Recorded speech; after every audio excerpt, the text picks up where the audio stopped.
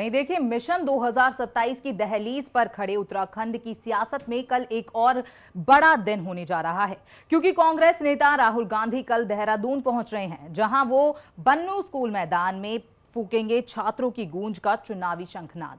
Parade ground की permission रद्द होने पर मचे घमासान से लेकर बीजेपी के तीखे हमलों के बीच क्या राहुल का ये दौरा उत्तराखंड कांग्रेस में नई जान फूंक पाएगा, देखेंगे इस खास रिपोर्ट में।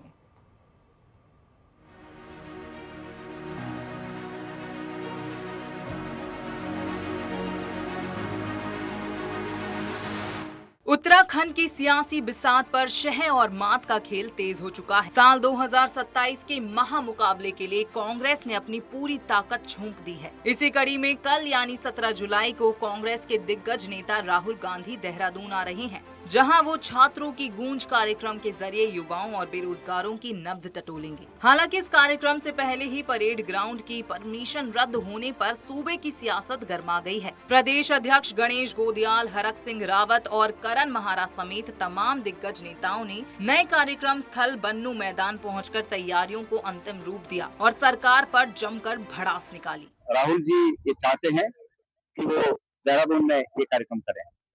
देहरादून उनके बचपन की यादों से जुड़ा हुआ शहर है। जैसे कि सभी लोग इस बात को जानते हैं कि उनकी शिक्षा यहीं देहरादून में हुई, तो उनकी इच्छा थी कि इस तरह के जैसे पूरे भारत में छात्रों की गूंज कार्यक्रम हो रहे हैं, ये देहरादून में भी हो।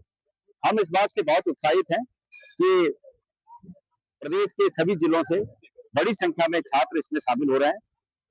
कल से तो ये भी सूचना आई है कि छात्रों के अभिभावक भी इसमें शामिल हो रहे हैं, अपने बच्चों के साथ, अपने बेटों के साथ, बेटियों के साथ यहाँ वो भी शामिल हो रहे हैं। तो बहुत उत्साह है नौजवानों में, छात्रों में बहुत उत्साह है और पूरे प्रदेश से लगभग 30-35 हजार छात्र इस कार्यक्रम में आएंगे। इन्होंने जानबूझकर परेड ग्राउंड हमारा चेंज करके यहाँ दिया, और क्योंकि ये जगह उतनी बड़ी नहीं है जितना बड़ा हमारा कार्यक्रम है, और मैं सोचता हूँ विपक्ष के नेता के कार्यक्रम के लिए आप परेड ग्राउंड को कैंसिल कर रहे हो पैसे जमा करने के बाद भी, तो ये निश्चित रूप से दुर्भाग्य है।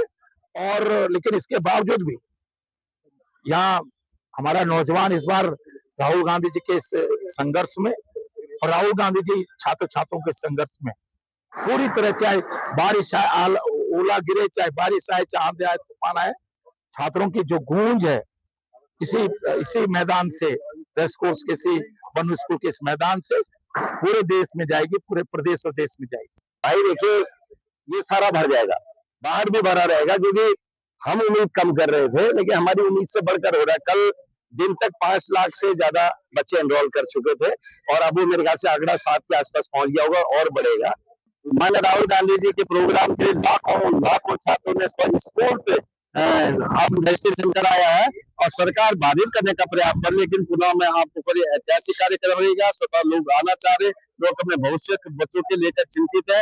ये सरकार पे लोगों को भरोसा नहीं, चाहे केंद्र सरकार, राज्य सरकार हो, लोग माननीय राहुल गांधी को बड़ी उम्मीद से देखना चाह रहे। यहाँ उनका बचपन गुजरा है, उनके सपनों का शहर है, उस शहर में वो आकर के, मैं यहाँ के तमाम नौजवानों से अपील करना चाहता हूँ, आप जरूर आए और बड़ी संख्या में आकर के ये जो सरकार पेपर लीक कर रही है, जो शिक्षा माफिया बना के रख रही है, उसके विरुद्ध आवाज बुलंद करने का काम। राहुल गांधी का ये दौरा सिर्फ एक जनसभा तक सीमित नहीं है। बंद कमरों में प्रदेश के शीर्ष नेताओं के साथ राहुल गांधी आगामी विधानसभा चुनाव के लिए चक्रव्यूह भी रचेंगे। कांग्रेस कार्यकर्ताओं का जोश इस वक्त 7वें आसमान पर है और पूरी पार्टी इस दौरे को आगामी चुनाव का टर्निंग पॉइंट मानकर चल रही है। एक तरफ जहां कांग्रेस इस दौरे से सियासी संजीवनी तलाश रही है, वहीं दूसरी तरफ सत्ताधारी बीजेपी ने भी राहुल गांधी के आगमन पर तीखे सियासी तीरों से हमला बोल दिया है और इस दौरे को सिर्फ चुनावी स्टंट करार दिया है।